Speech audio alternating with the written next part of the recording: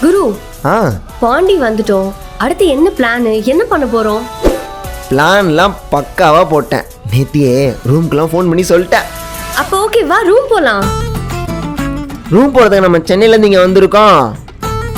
ஏய், பாண்டிச்சேரியில் சுற்றி பார்க்க எவ்வளோ இடம் இருக்குது தெரியுமா? எல்லா இடமும் சுற்றுறோம். நல்ல டைம் ஆனதுக்கு அப்புறமேட்டு தூங்குறதுக்கு வேணால் ரூம் போய்க்கலாம்.